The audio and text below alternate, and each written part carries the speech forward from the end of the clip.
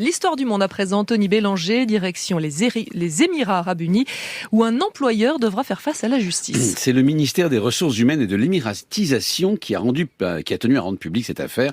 Un entrepreneur local devra affronter donc la justice pour avoir embauché 43 membres de sa famille. Il encourt plus d'1 million d'euros d'amende. Alors soyons clairs, il n'est pas interdit d'employer des membres de sa propre famille aux Émirats Arabes Unis, ni partout ailleurs d'ailleurs.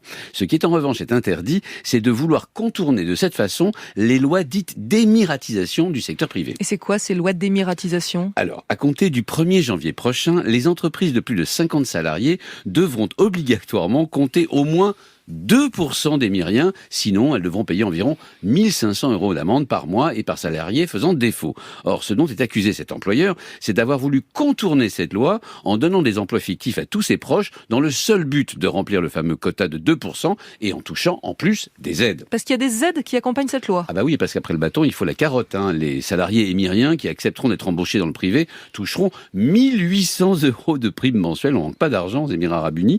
L'objectif est d'atteindre 10% d'employés émiriens dans les entreprises de plus de 50 salariés en 2026. C'est dire qu'on revient de loin. En fait, le problème rencontré par le pays est assez connu. Sur les 10 millions de résidents aux Émirats Arabes Unis, 80% sont des travailleurs étrangers. Ce sont eux qui, depuis le boom pétrolier des années 70 et 80, ont bâti et font tourner le pays. Quant aux énormes revenus des hydrocarbures, eh bien, ils ont permis aux 20% d'émiriens de vivre des rentes grassement accumulées par le pays.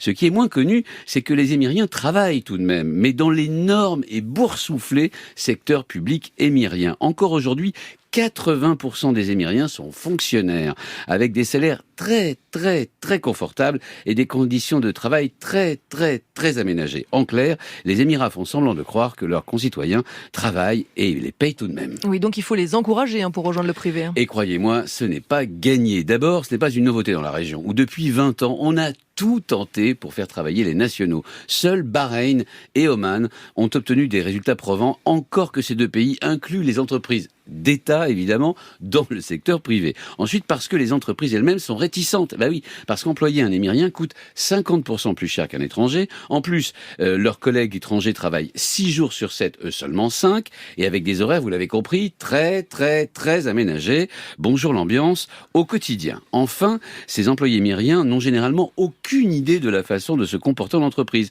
On doit tout leur apprendre, arriver à l'heure, obéir aux ordres qu'on leur donne, et même mériter une promotion. Bref, le mieux sera encore, de payer les amendes. Anthony Bélanger pour l'histoire du monde. On passe à l'écho, il est 6h48.